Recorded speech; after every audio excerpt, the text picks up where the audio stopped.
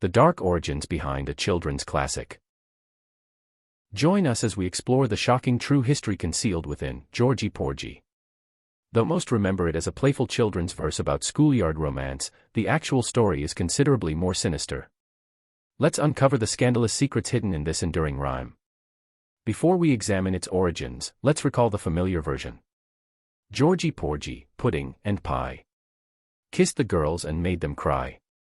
When the boys came out to play, Georgie Porgie ran away. Historians believe this rhyme may reference one of two notorious figures or perhaps both, their stories merging over centuries. The first candidate, Duke of Buckingham. Our first possibility is the Duke of Buckingham, immortalized in Alexander Dumas's The Three Musketeers. While the fictional version engaged in affairs with French royalty, the real George Villiers led a life equally filled with controversy. In August 1614, the 21-year-old Villiers captured King James I's attention. The Bishop of Gloucester described him as the handsomest bodied man in all of England, with perfectly proportioned features and charming demeanor. He became the latest in a series of attractive young men who gained royal favor.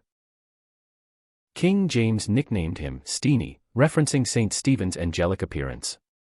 In a 1623 letter, James affectionately wrote, "God bless you, my sweet child and wife." Villiers responded with equal devotion, "I naturally so love your person, and I will live and die a lover of you." Their relationship appeared deeply intimate emotionally and likely physically lasting until James's death in 1625. Villiers remained the monarch's closest companion and most influential advisor. Through royal patronage, Villiers ascended rapidly through aristocratic ranks, becoming Duke of Buckingham in 1623, the only English duke without royal lineage at that time. However, his meteoric rise bred resentment as he meddled in politics and promoted his relatives, alienating both courtiers and commoners. Villiers's romantic life extended beyond his relationship with the king. He maintained multiple mistresses, including noblemen's wives. His mother, Mary Villiers, orchestrated his marriage to Lady Catherine Manners, England's wealthiest woman and daughter of the 6th Earl of Rutland. When the Earl opposed the match, Mary allegedly invited Catherine to dinner, where she mysteriously stayed overnight with George. Whether through illness or manipulation, Catherine's reputation suffered, forcing her father to consent to the marriage. After King Charles succeeded his father in March 1625, Buckingham's leadership produced disastrous results.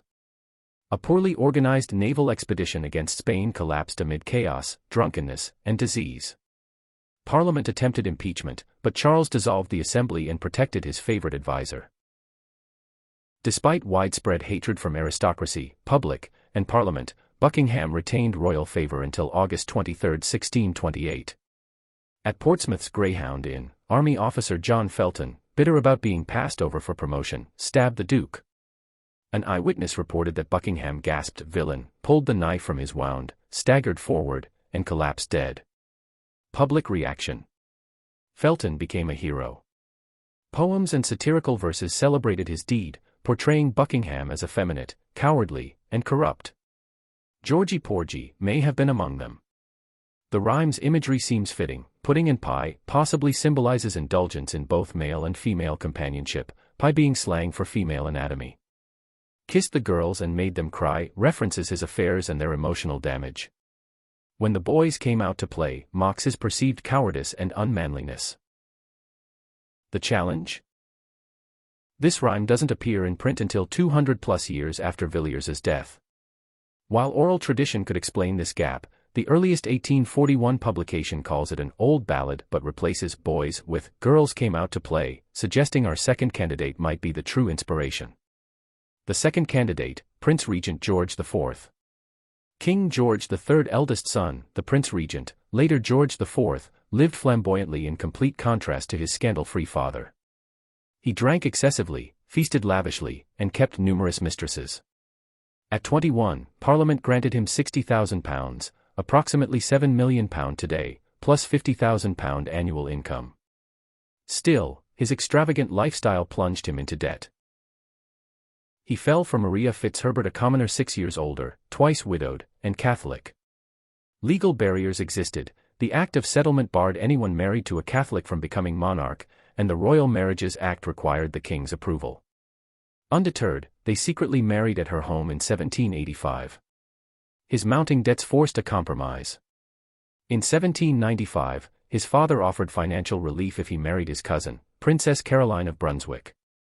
The prince agreed reluctantly. His marriage to Maria was declared invalid without royal consent. The union proved catastrophic. Caroline and George despised each other.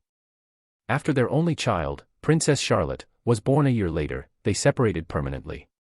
Despite occasional conflicts, George remained emotionally attached to Maria throughout his life, while conducting numerous affairs that produced several illegitimate children. When his father died in 1820, the 57-year-old prince became King George IV. Though separated from Caroline for 25 years, she attempted to attend his coronation and claim her position as queen consort. George refused to recognize her.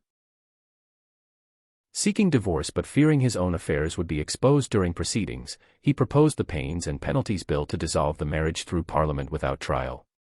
Public opposition defeated the bill.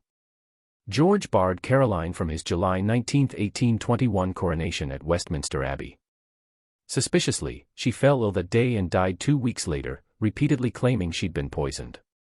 The line, "kissed the girls and made them cry," perfectly captures George IV's troubled relationships. Pudding and pie could reference his weight. His indulgent banquets and heavy drinking led to obesity, making him a figure of public mockery.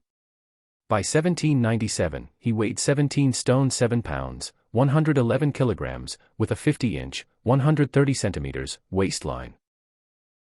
His extravagant lifestyle made him deeply unpopular, subjecting him to constant satirical ridicule. Georgie Porgie may well have been among the lampoons targeting him. Your thoughts? So which George inspired the rhyme the Duke of Buckingham or George IV? Perhaps you have your own theory. Share your thoughts below, and if you're curious about other nursery rhyme origins, explore more content on this topic.